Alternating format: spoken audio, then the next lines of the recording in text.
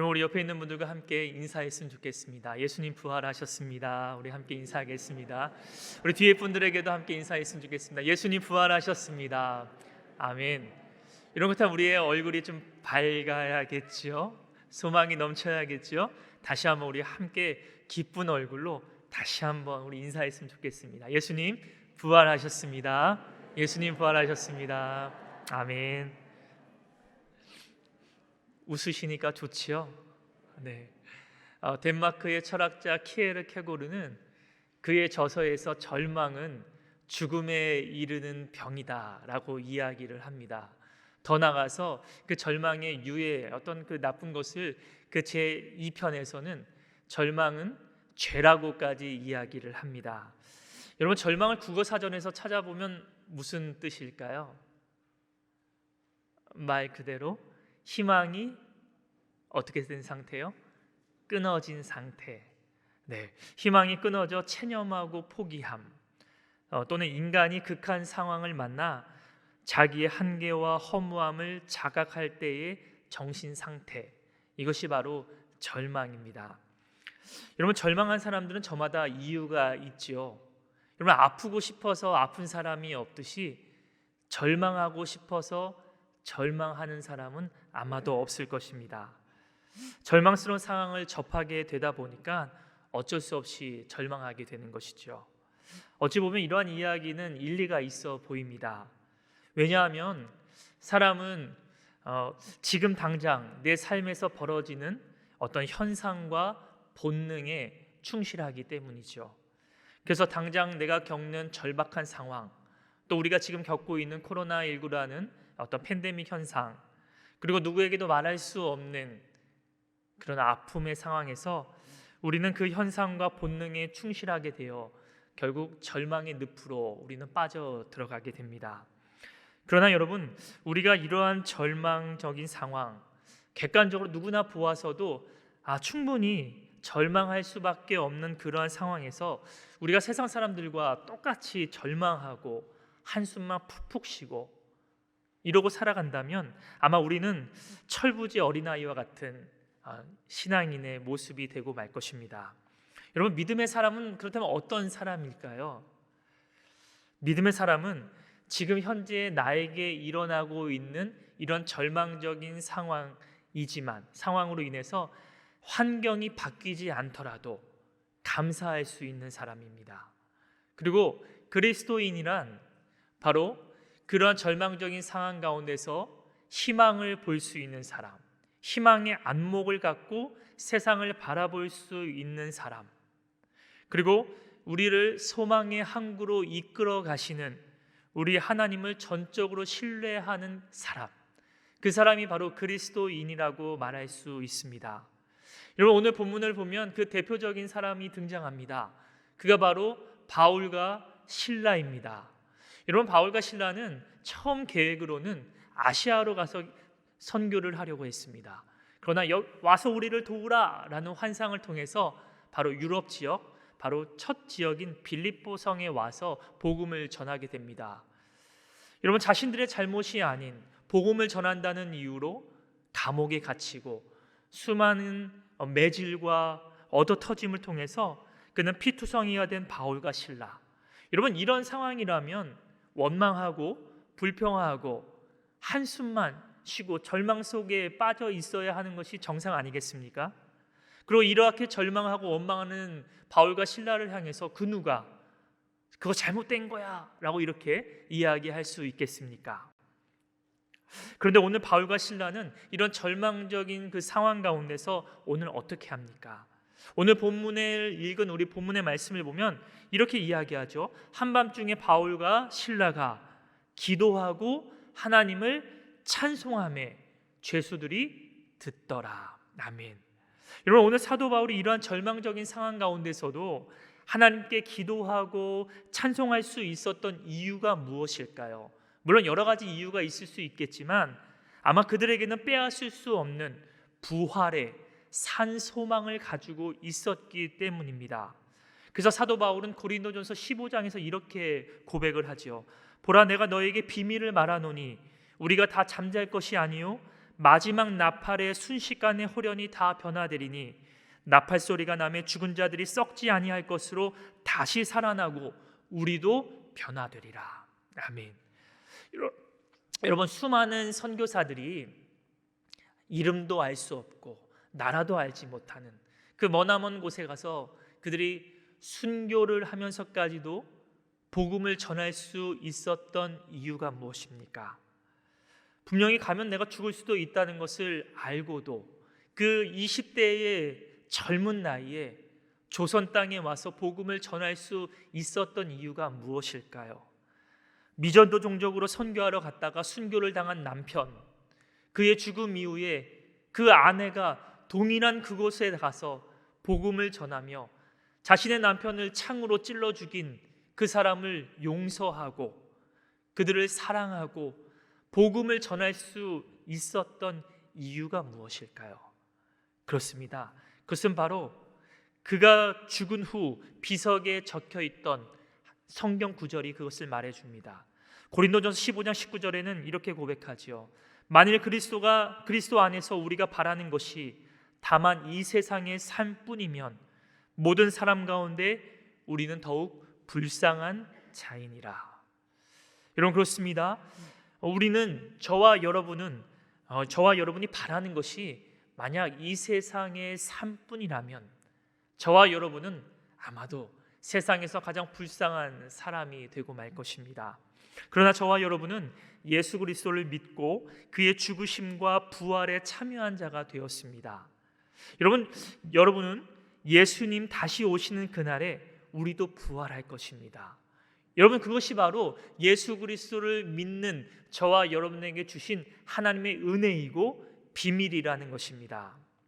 오늘 사도 바울이 이러한 절망적인 상황 속에서 찬송하고 기도할 수 있었던 것은 바로 종말에 마지막 날에 일어날 부활만을 바라보고 소망한 것이 아니라, 여러분, 여기가 중요합니다. 마지막 날에 이루어질 그 부활의 영광과 기쁨을 지금 현재에 미리 가져와서 지금 그 기쁨을 살아냈다는 것입니다. 여러분, 이것이 중요하지요. 그러기에 그는 비록 캄캄한 감옥에서 그의 육신의 몸은 갇혀 있지만, 매맞고 힘들지만 그는 그 가운데서도 기쁨을 노래할 수 있었다는 것입니다. 여러분, 부활에 참여한다는 것이 그것입니다. 우리가 죽어서 나중에 부활이 이루어질 그것을 넘어 오늘날 부활에 참여한다는 것은 미래에 이루어질 그 부활의 기쁨을 오늘날 우리의 삶의 현장에 가져와서 그 절망적인 상황 가운데서 부활의 기쁨으로 살아내는 것, 그것이 바로 오늘날 부활에 참여하는 저와 여러분의 모습이라는 것입니다. 여러분, 오늘 성경은 바울과 실라가 그렇게 찬송함에 죄수들이 듣더라 이렇게 말씀하고 있습니다. 사실 여기서 듣더라는 단어는 굉장히 특수한 동사입니다. 듣더라는 것은 단순히 어떤 소리를 들었다라는 것을 넘어서 여기서 사용되는 단어는 이런 뜻을 가지고 있습니다. 신앙송이나 노래나 연주를 기쁘게 듣다라는 특수한 동사를 이곳에서 사용합니다. 오늘 부활절 칸타타로 약 22명의 우리 연합찬양대가 또 오늘 찬양을 하나님께 올려드릴 텐데, 이런 그 찬양을 통해서 오늘 말씀 그대로 우리가 함께 들을 텐데요, 그 들을 때 우리의 마음과 또 절망스러운 우리의 심령과 낙심해 있는 우리의 마음이 다시 기쁨으로 샘솟는 은혜가 저와 여러분에게 있기를 간절히 바랍니다. 이런 감옥에 갇혀 절망하던 죄수들이 바울과 실라가 드리는 기도와 찬송을 아주 기쁘게 들었다는 것이죠. 여러분, 생각해 보시길 바랍니다. 수도 없이 매를 맞고 피투성이가 된 그들, 원망하고 불평하고 한숨만 내쉴 그들이 오히려 하나님은 선하십니다, 하나님은 좋으신 분이십니다, 하나님은 그리 아니하실지라도 내가 하나님을 높여드립니다 라고 고백하는 그들의 찬송과 기도에 그 감옥 속에 억눌려 있고 정말 심령이 어두워 있던 그들에게 정말로 그들의 마음을 시원케 하고 그들에게 은혜롭게 들렸다는 것입니다. 여러분, 코로나19 발생 이후에 교회의 안타까운 모습이 세상 사람들의 지탄이 되었지요. 시선이 좋지 않습니다. 문제를 일으켰던 교회뿐만 아니라 코로나라는 상황은 한국 교회의 민낯을 낱낱이 보여주게 되었지요. 많은 사람들이 교회의 모습을 보고, 사람들을 보고 이제 희망이 없어졌다. 믿는 우리들도 이제는 교회는 어떻게 해야 하나 한숨을 내쉬게 됩니다. 어쩌면 한국 교회는 현재 오늘 성경에서 표현하고 있듯이 가장 어두움이 짙게 깔린 한밤중과 같은 시간들을 보내고 있는지도 모르겠습니다. 여러분, 그러나 사랑하는 여러분, 우리가 절망하지 않기를 바랍니다. 포기하지 않기를 바랍니다.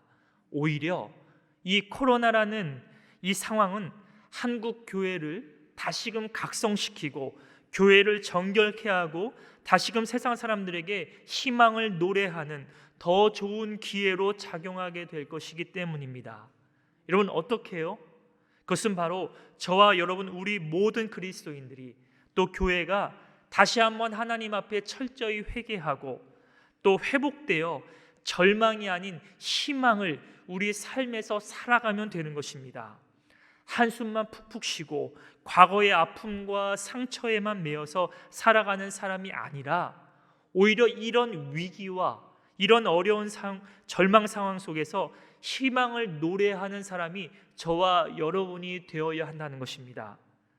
세상 사람들은 절망을 희망으로 바꾸는 방법은 우리의 의지다, 우리의 노력으로 가능하다고 이야기합니다. 그러나 여러분, 기독교는 그렇게 말하지 않습니다.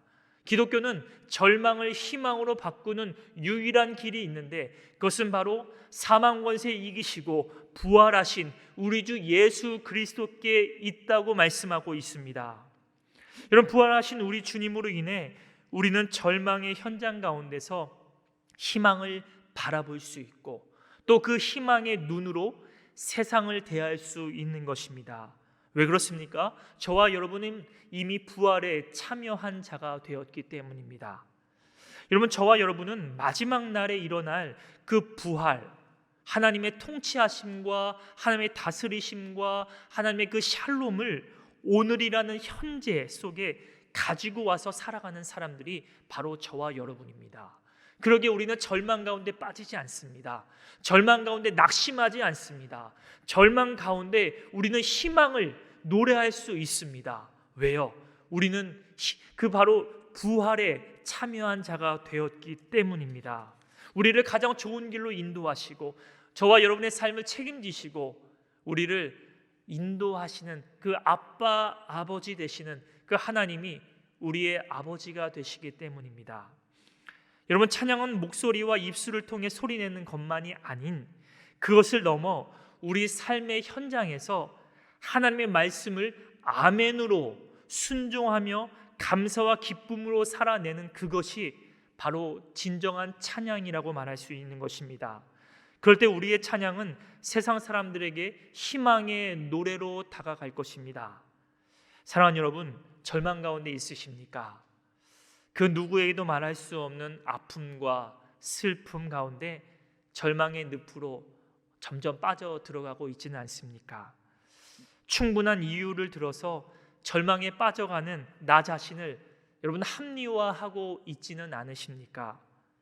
혹 너무 힘들어 차라리 죽는 것이 더 낫다고 생각한 채 하나님께 주신 그 소중한 생명을 혹시 포기하고 싶은 분들은 혹시 없으십니까? 여러분, 부활하신 우리 주님은 오늘 이렇게 절망에 빠져 있는 저와 여러분, 낙심으로 인해 죽어 있는 저와 여러분에게 부활할 것을 말씀하십니다. 여러분, 부활은 우리가 죽어서 다시 생명을 얻는 차원을 넘어서서 매일매일 내게 주어진 삶 가운데서 그리스도 밖에 있는 나, 그러니까 죄인된 내가 죽고 내 안에 그리스도께서 살아나시는 그것이 바로 진정한 부활의 참 의미라는 것입니다. 그리고 우리 인생의 마지막에 이루어질 그 부활을 오늘 우리의 절망적인 상황, 그런 삶에 미리 가져와서 부활의 소망과 기쁨으로 살아가는 그것이 바로 오늘날 진정한 부활에 참여하는 우리들의 모습이 되는 것입니다. 그렇게 우리가 부활을 살아갈 때 우리의 절망은 희망으로 바뀔 것입니다. 그리고 절망하고 낙심한 세상 사람들에게 우리는 희망을 선물하게 될 것입니다. 저와 여러분이 희망이 되어 절망하고 낙심한 세상 사람들을 살려내는 데 사용되어지게 될 줄 믿습니다. 우리가 삶에서 부르는 희망의 노래가 세상 사람들에게 들려주어서 저와 여러분이 희망의 사람이 되어주기를 간절히 바랍니다. 사랑하는 여러분, 기뻐하시길 바랍니다. 우리 주 예수 그리스도께서 사망 권세 이기시고 부활하셨습니다. 그리고 저와 여러분은, 우리 모두는 그 부활의 영광에 참여하게 될 것입니다. 절망 가운데서 우리 모두 희망을 노래합시다. 함께 기도하겠습니다.